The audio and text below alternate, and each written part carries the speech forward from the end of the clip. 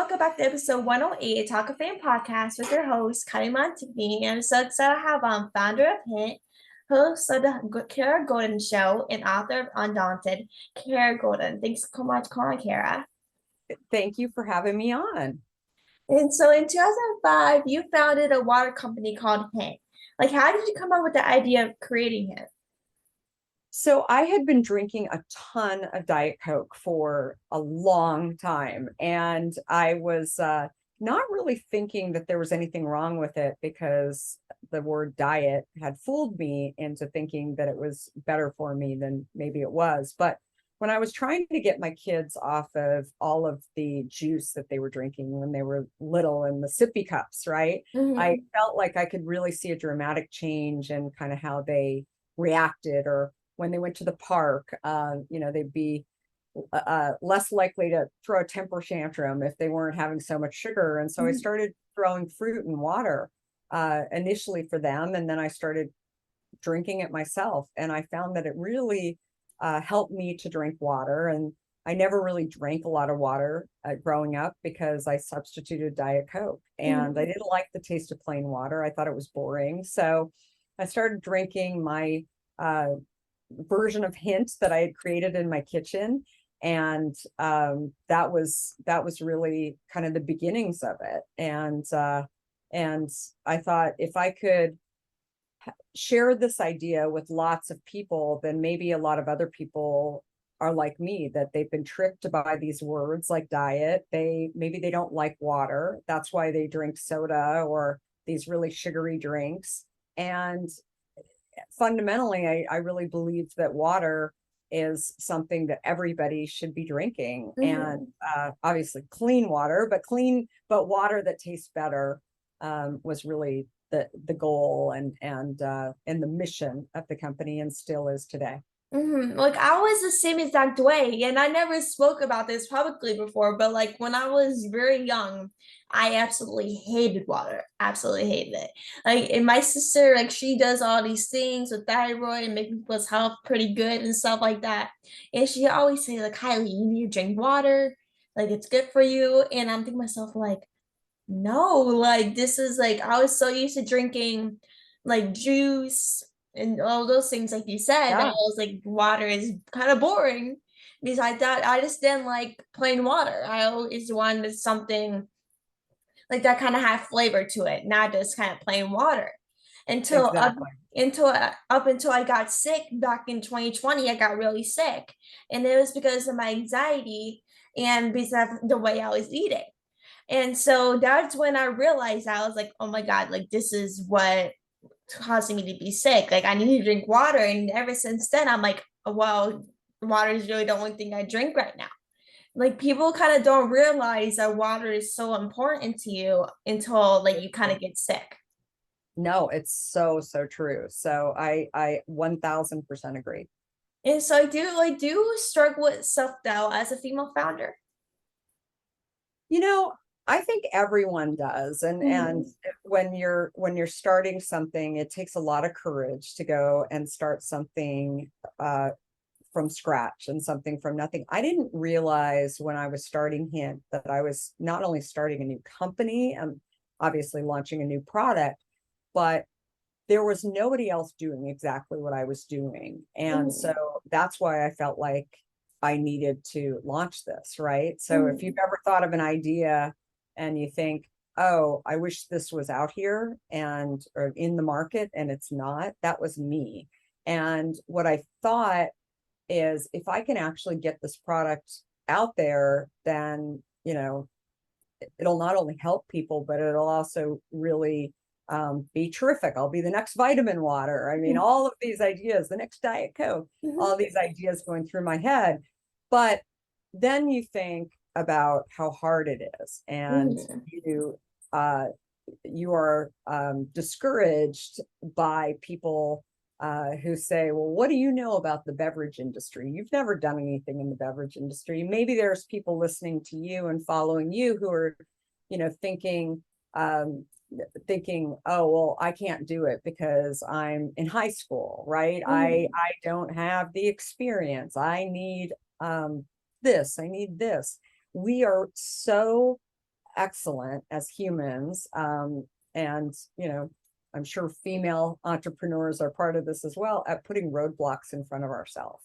And Mhm. so that was definitely me. But certainly all of the doubters around me, especially when you're starting something new and something visionary, are they don't help the matter, because it really builds up your own anxiety about whether or not you're capable or not. Yeah, exactly. And like I'm like for me, I'm only 16 years old and I from a small town in Pennsylvania, and there's really no really anyone my age or kind of people around me, my area that really do podcasting. And I'm thinking to Yeah, myself, like, there is no way that like is possible for me to do podcasting. And even though and I never knew that myself, I started this when I was like, how old was I? Like 14? I was like 14, I believe, about to turn 15 when I started this thing. And like when I started, so I'm like, well, this is something I kind of had to do to make people know that people, young girls around our age, like can do podcasting. And yeah, I even like when I turned 15, a couple months after I turned 15, I started my own organization.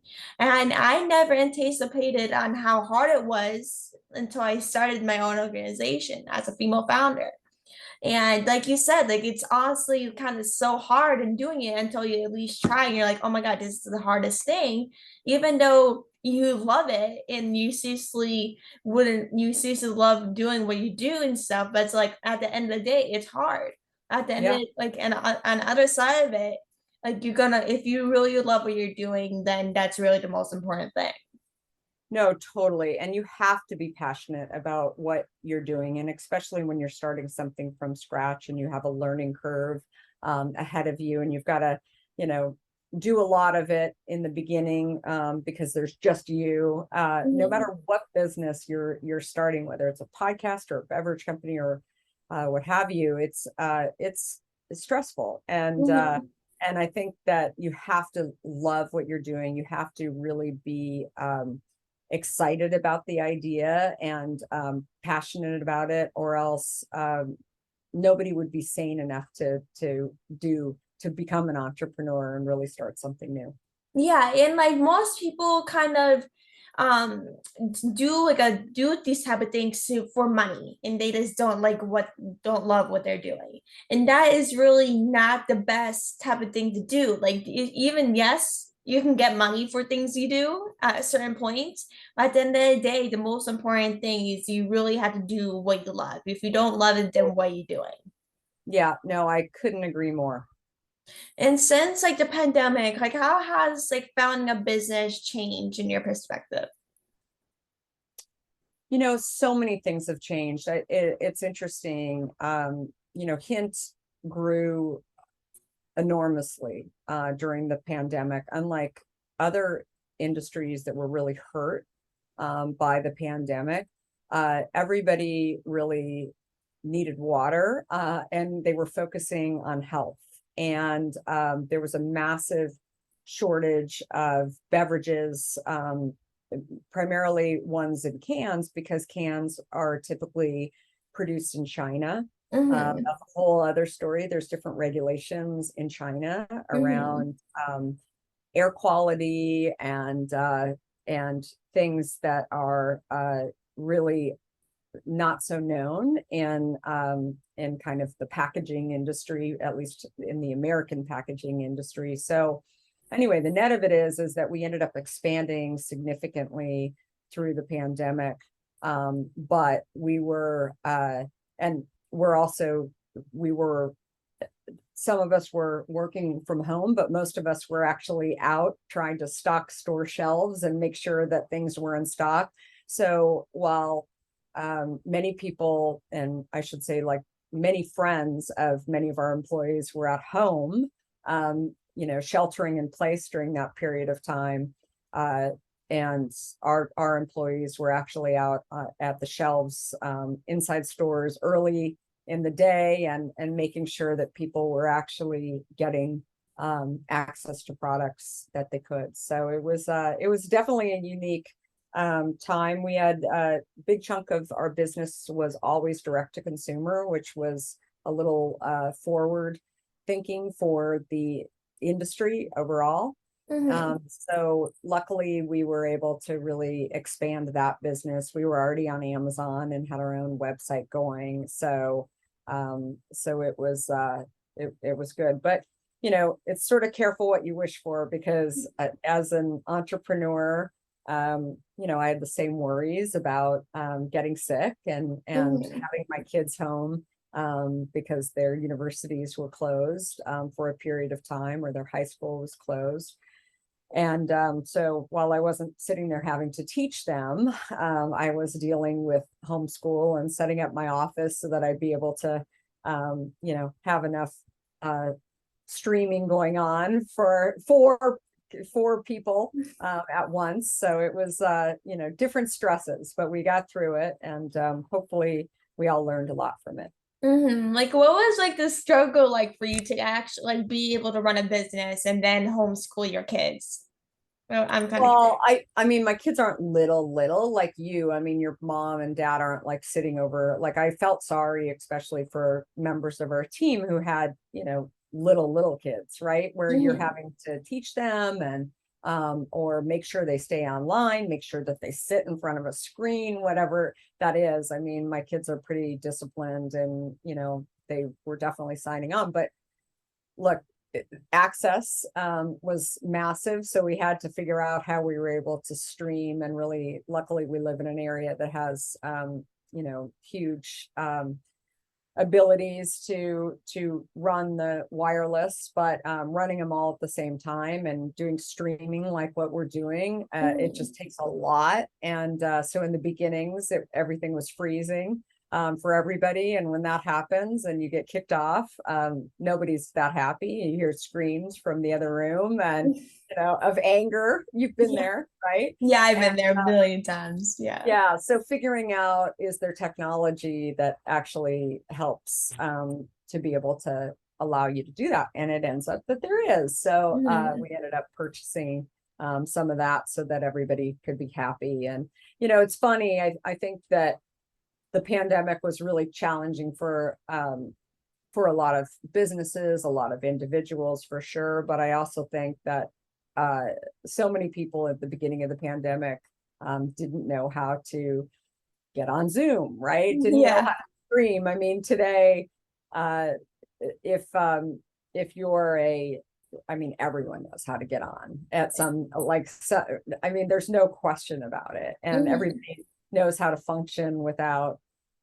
It's not to say that they don't have an executive assistant, but they know how to function without one. Before, you'd be Mhm. talking to executives, they had no idea how to turn something on, because they had sort Mhm. of forgotten how to be scrappy. And I think that it allowed people to figure stuff out, and sort of rely on their own, you know, self to figure stuff out. So anyway, it's good stuff.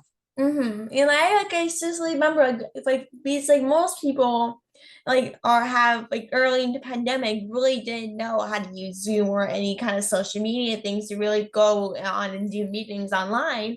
And I remember like going on Zoom with my aunt and really teaching her how to do Zoom meets for things she has to do. And I'm thinking myself like, oh my God, this is kind of like the world we have kind of live in right now, which it was kind of crazy to me.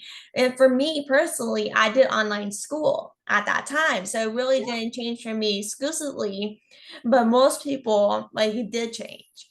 And like for me, I'm like I felt so bad for people like not only like people older than me, but people like in this generation, because obviously if you're in middle school, high school, or college, or as a or adult, if you like really want to live life, do what you need to do, and let's kind of do what you really want to do in love. But that during the pandemic, you really couldn't do that, and that was like the worst part for me. Is like I was busy doing things I love, like going to sporting games, traveling, doing all these things, and then next thing I know, we're staying at home and can't leave the house.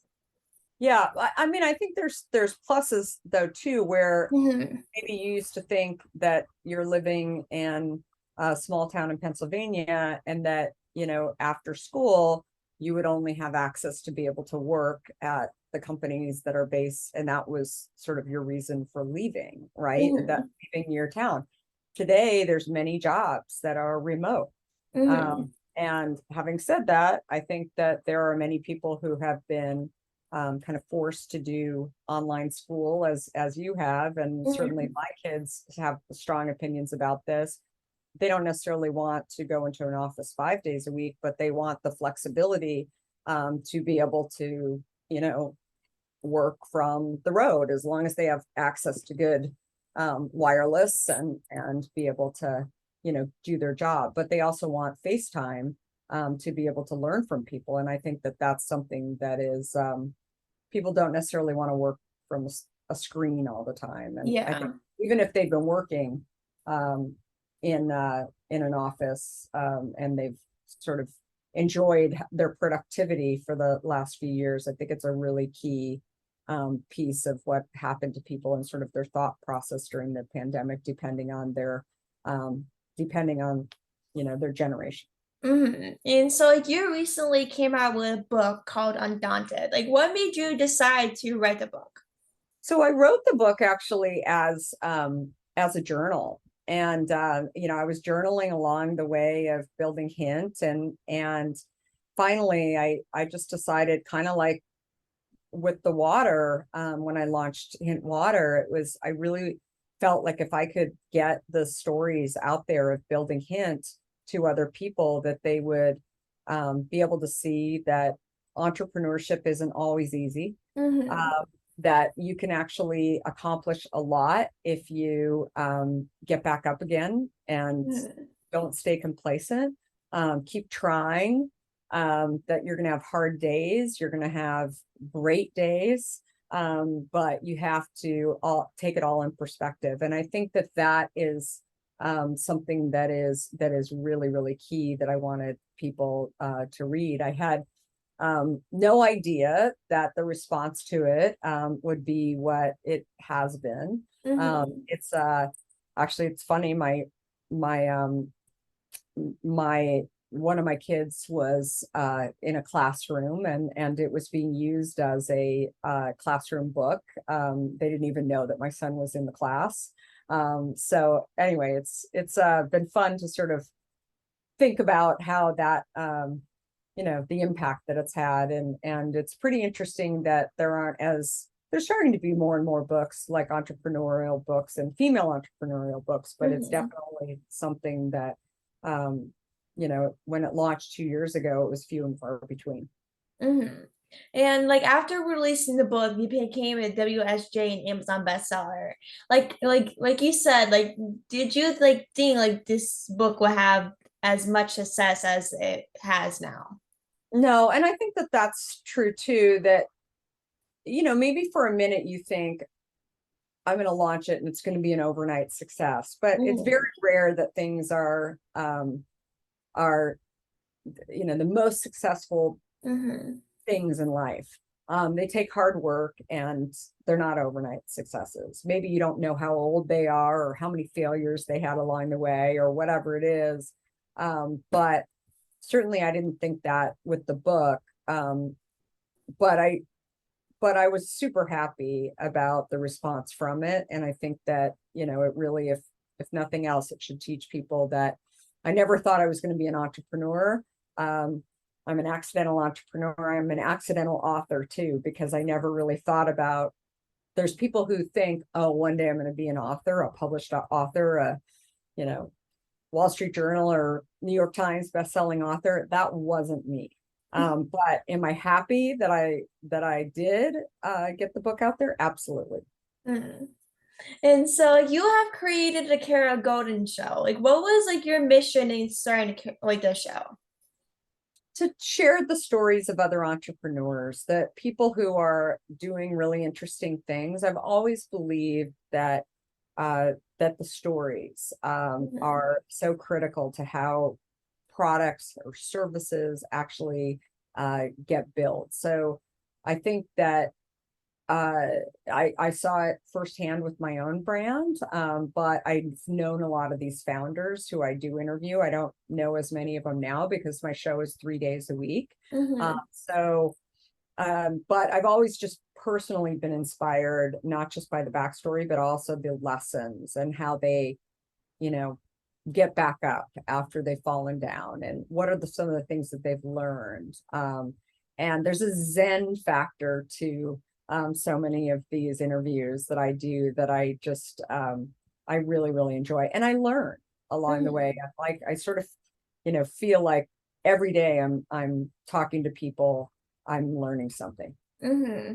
And like that's how I am too. Like once I started the podcast, like, before I even started it, I was the most quiet and shy person you probably ever meet in your life. Like I was so shy and quiet, and people always known me as a kind of like a girl hanging on to her daughter's hand, my dad's hand, because I was so shy. I didn't want to speak to anyone, and like. Oh, And like to me, like for me, like I never anticipated on starting a podcast ever in my life. Like I was like, well, I this was love it. something I was like, oh, this might be fun to do. And I thought it was gonna last maybe a couple of days and it'll be over and gone, you know? I never I love it. anticipated I never anticipated in like being this long. And then like the most important thing for me is like learning. Like we're learning from other people like you and so many other people entertainment because like obviously I love entertainment and other things, but the other thing is like I love learning from other people. I might know some things, but I might not. So that's really the most important thing for me is to learn and learn from people's experiences. That's awesome. Well, I love to hear that. So, well, very, very cool. I'm psyched to have talked to your audience. Really, really fun. Uh, Mm-hmm. is there any, uh, you can reach out to me on Kara Goldin, is all over different social platforms. And then my podcast, as you mentioned, is called The Kara Goldin Show. Mm-hmm. It's on every platform. And then Undaunted is my book, and I hope you get a chance to read it or listen to it on Audible. And thank you so much for having me. Of course. Thank you so much for coming on. It was so great chatting with you and keep up the good work. I seriously love your work and everything. So it was such a pleasure speaking with you. Awesome. Thank you again. Of All right. course. Have a wonderful rest of the week. You too. Talk to you soon.